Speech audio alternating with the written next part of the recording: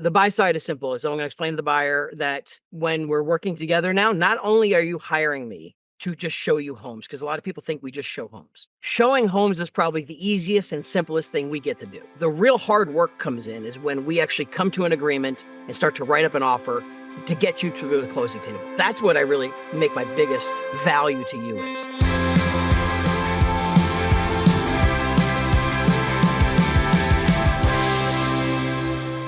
Hey guys, welcome back to the Doorify Real Estate Podcast. I'm your host, Matt Fagioli, here with the one, the only Jeff Lobb, who is the CEO of SparkTank Media and Coach 52, and just, one of the smartest guys in the industry. So, Jeff, welcome to the Doorify Real Estate Podcast, bud. Thanks, man. It's always a pleasure. It's good to see you too. Yeah, right. Long time. Well, Jeff, we are getting pretty darn close to the end of 24. Everybody's trying to figure out 25. We got the election in the rear view. Nobody's more connected to what's going on than you. So I want to hear all of that. But before we dig there, can you just kind of tell everybody just a quick little, what's Jeff's backstory and how'd we get here? I'll make that short because the backstory literally goes back to 1988. I started in real estate, but we won't go there. I've been an agent, a broker owner, had franchises for a bunch of years. I was an executive of a fairly large franchise brand for about 10. And then once we parted ways, I started my own coaching company where we speak, train, and coach agents, teams, and brokerages. And we have some great partnerships in the mortgage space and title space as well, helping them make money. And we got some specialized products that you and I kind of work on together too. Yeah. Well, again, you've been in the space forever.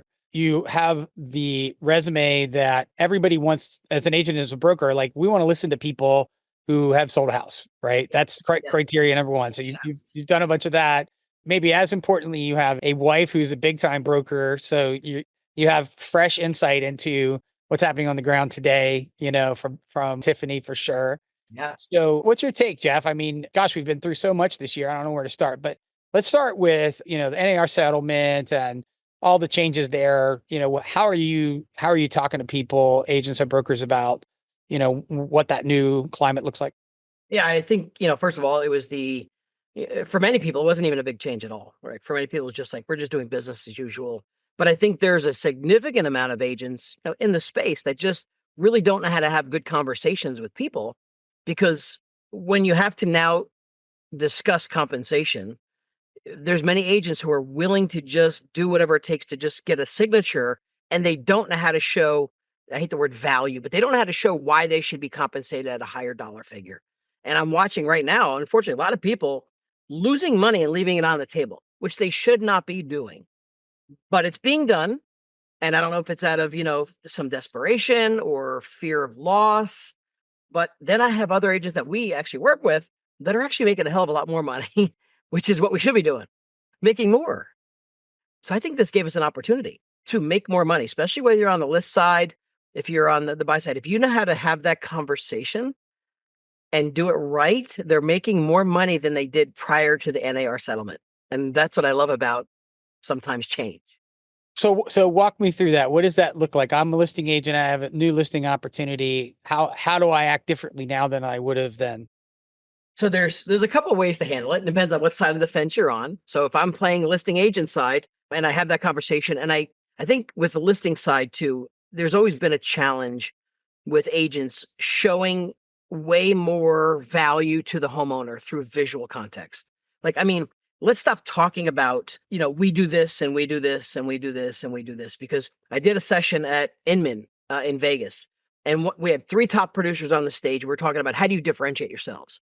And what's funny is we went through the process that if I'm a listing agent and you're a listing agent and you have on some kind of beautiful, pretty brochure that you do virtual tours and you do this many open houses and you do this and you do that, all that being said, if the next person comes along and says the same thing to the consumer, you're identical.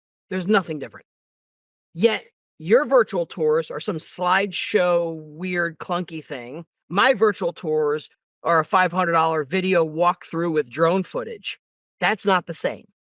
When you show the differences of the marketing, your Instagram marketing, now the consumer gets a visual differentiation.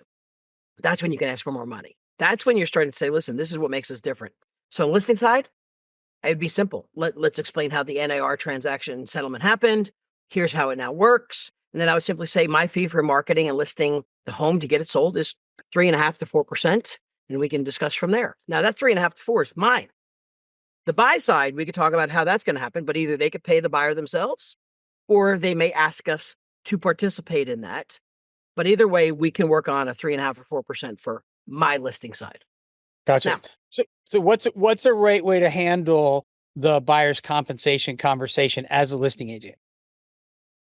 to the listing side, Yep. To the listing side. the listing side is simple. It's, today's world now, the way I would go back and show them visually how it used to always be, that it was always negotiable. And this was always how we did it. However, in today's world, the buyers will have a responsibility to either pay their own agent or they may ask us to participate. However, as representing you as the seller, we're going to look at every offer individually, meaning what is their physical dollar amount? What are the objections and contingencies? And are they asking us to participate in that compensation or not? Bottom line is we're going to look at the best net dollar amount to you, the best terms and the best dollar. So there's some agents that may ask us to compensate. There may be some that ask us for some or half, and others may not ask at all. So what we're going to do is, and this is why you hire someone like myself, is we're going to look at every transaction, not only just for dollars, but terms and what works best for your timing. And then we'll make a decision. Yeah, that makes total sense. And then how are you coaching agents on the buy side? So the buy side is, and it's hard because I don't like to get into numbers because we're not allowed to talk about numbers, but the buy side is simple. So I'm going to explain to the buyer that when we're working together now, not only are you hiring me to just show you homes, because a lot of people think we just show homes. Showing homes is probably the easiest and simplest thing we get to do. The real hard work comes in is when we actually come to an agreement and start to write up an offer to get you to the closing table. That's what I really make my biggest value to you is. So the way it works now is the buyers are responsible typically for an agreement with us to pay our fee. And my fee for representing in the buy side is going to be X. And X would be probably a little higher than what maybe some others may ask. And they may say, well, listen, I'm not sure if I can afford that. I never heard of such a thing. There's a lot of objections that go with it. But I'm going to say, listen, besides hiring me to show homes, part of what I do, though, is to not only negotiate the price of the home and the terms, you're also hiring me to make every effort to negotiate that fee to be paid from the seller, the proceeds of sale, or the transaction. So that's also what I'm looking to get from the other side. That being said, here's our buyer's agency agreement, and here's how I'm going to work. So I'm telling them straight up, you hired me to not negotiate the house and the terms, but also negotiate this from the other side. I'm going to make every effort to get it paid throughout that transaction. Gotcha. Cool. That's very clear and concise, which, it hasn't been. Everybody's been like, what do I say? What do I do? Well, Jeff, and I don't know that it's any different this year than any other, but this time of year, I know you're coaching tons of agents right now on how do I get next year ready? How do I get ready for next year? How do I kick off with a bang? How do I make 2025, the best year I've ever had? So what's your words of wisdom there? Most people start to pull back during holidays, and I'm all for I'm a big family guy too. I love holidays, but at the same time, you got what, 12 kids there. So let's not put that out to the universe. There's only six. You're the only guy on the East Coast I know that has six. Only six. Yeah. It is chaos at its like. It's chaos. But look, I sold real estate in chaos as well. We did it for many, many years. So look, there's a lot of noise. We got to put the noise aside. And there's too many distractions happening where agents are focused on all the things that they can't do or that's going to distract them from doing. Like, I really don't care what the interest rates are or what they're going to be. Real estate's going to happen tomorrow or not. I really don't care what the NAR settlement says. I'll follow the rules, but at the same time, people are still going to buy and sell houses, right? We get so caught up in all this stuff, we stop forgetting what my real job is to go find people to create relationships that live in homes that may hire us to buy and sell. Mm-hmm. And we pull back on all those activities because we get distracted. So I don't care how many business plans you write up. I think the biggest challenge we have is get someone to hold you accountable, because the accountability in real estate is so hard to get people to commit to, but yet works wonders when someone can truly push you through to get to the uncomfortable part of the business. Mm-hmm. That's the number one job. You get uncomfortable talking to people and putting yourself, out there. And yet that's the number one thing we should probably be doing. It's the activities we lack on. So most of my clients, I would say to you, Matt, if you were new, I could probably tell your level of production by you sharing your calendar with me. Mm-hmm. Right? That's right. Yeah. How many calls you making, all that stuff. And this time of year, I love talking to people about just the obvious blocking and tackling of, Christmas card, Thanksgiving card, give something to give turkeys and, pies Right. and like I feel like the holidays is the easiest time to, engage people, build relationships, not have to do anything salesy, just, show Right. up, Yeah. you know? Just be nice and be out there but you got to be like, you have to be out there. It's not the time where you're going to sit in your office or work on MLS stuff. And you've got to probably work 3 times as hard in these markets. And I'm okay to say it to make the money you want to make. You're going to have to work maybe 2 or 3 times harder, but Yeah. that's okay because it's a market shift and it'll shift again. So, I think when I look at people's calendar, sometimes I always look at, and I have this fun quote I like to use. It's called, I usually say it's, you lose money in the gaps of your calendar, and the gaps of your calendar is where you're losing money. And it's really simple. We have the same amount of hours every day as any top producer versus a brand new agent, right? Same 8, 10 hours. It's what do you do with it, who you spend it with. So when I look at calendars and someone's got an appointment at like 1 o'clock and someone's got an appointment, the next appointment after that maybe is 4:30. What are you doing between the 1 and 4:30? What are you doing in the appointment gap of 1 hour? What do you do? And most agents will find busy work to do. Mm-hmm. Oh, I'll go on email and check my emails, or I'll go grab a cup of coffee. In that 1 hour, how many phone calls could you make to maybe old leads that never got back to you? How many phone calls could you make to your clients that have given you business and referrals over there just to say thank you? Like 1 hour, you can make a lot of progress that's in between that gap. And yet we spend most of it doing nonsense things. Mm-hmm. And it's huge. That 1 hour is a big difference. So we try and manage that not as a micro, but more as hey, you're losing money in that 1 hour. How can you make better use of it versus killing time? That's really good advice, Jeff. Yeah, I think it's funny if people would think even in terms of like 3 phone calls a day Right. and versus, I mean, let's face it, lots of people make 0, but Right. Right. call 3 people that are on your list a day, now that's 15 in a 5-day work week, 60, 70 in a month. I think if you're listening to this, you got to ask yourself, like, did I actually talk to 70 clients last month or not? And I think, for a lot of people, the answer is not, I didn't talk to 70 clients last month. Right. And I think the other thing they get hung up on is, like if I'm calling a client that I've done business with, and I don't like the term past clients because they should never be past. They're just your clients, right? It's like they're just always your clients. Even if you just call them to, wish them holidays or, hey, listen, I know you bought your home 3 years ago, but you know what? I'm working with a lot of people who have gained a tremendous amount of equity in their homes. And I'm just putting out special reports for my clients that'll show you how much equity you have and maybe just give you a snapshot. Would you like a copy? I'll send one out to you. I think, home ownership is great, but when you can make that much more money, maybe you don't realize it would happen in 3 years. Would you like a copy? And then you put together a quick snapshot or a home intel report or one of these reports that can show them where they are, because that's helpful to people. It's very personal. That doesn't take much to ask, right? So it doesn't have to be an awkward conversation. Just make it simple. Yeah, I think it's perfect time of the year, especially at year end, to send out, little videos of, hey, just wanted you to know, like, here's the numbers. Here's the numbers on your house. Here's the numbers that sold last year. When I was a practicing agent, I was the kind of guy that I worked a farm, and we sent out a report, usually February. We sent out a report, all the numbers from the previous year for that specific farm. It was all packaged up and all this stuff. And it was one of the most powerful things we ever did.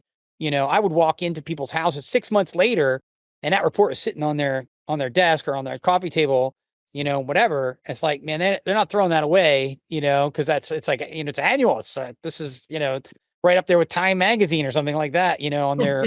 I'm telling you, man, it was That's unbelievable. great. Yeah. So, I think that's a bit of a lost art as well in terms of we all have access to data, but what if you customize that data down to your farm and stuff like that, Well, that's a good point you bring up, is the farm too, because that's another thing I find really shocking. is when I get in front of audiences, even from the stage too, I'll just say, listen, how many people in this group have an area, you could define it as a farm, but a geographic area where you feel you have market share and dominance in that? Like, are you a household name in a particular area? Right. And I find that I'm going to say out of an audience of 200, I'll find maybe one, like one, if I'm lucky.